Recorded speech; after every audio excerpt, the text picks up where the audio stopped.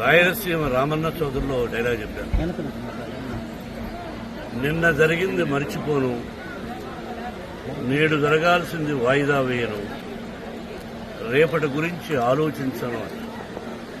కానీ గతం నిన్న జరిగింది మర్చిపోవాలి, ఈరోజు ఏం చేయాలనుకోవాలి, రేపు ఇంతకంటే మంచి పనులు ఏం చేయాలని ఆలోచించుకోవాలి. సంక్రాంతి శుభాకాంక్షలు.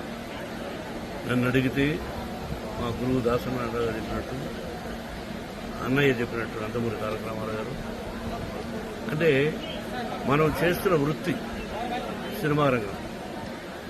మనం సినిమా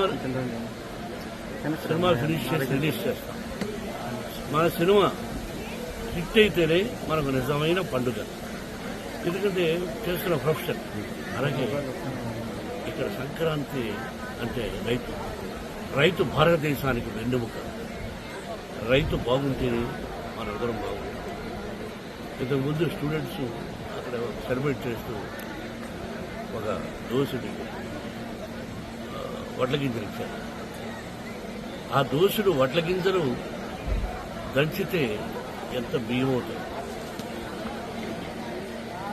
అది దోసుకుంది ఒక పిడికడ అవుతుంది, అర పిడికడ అవుతుంది. అది ఒక మనిషిని బ్రతికిస్తుంది. దాని వెనకాల రైతు కష్టం ఒక్కసారి పేపర్ మీద వేసుకుంటే గంట చెప్పండి.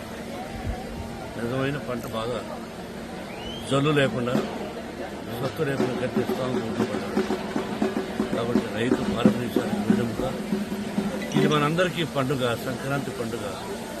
సంక్రాంతి లక్ష్మి అందరి ఇళ్లలోకి వచ్చి అందరూ సుఖ సంతోషాలతో సౌభాగ్యంగా 100 సంవత్సరాలు క్షేమంగా ఉండాలని, కరువు కాటకాలు రాకూడదని ఆ షిరిడి సాయినాథని ప్రకృతిని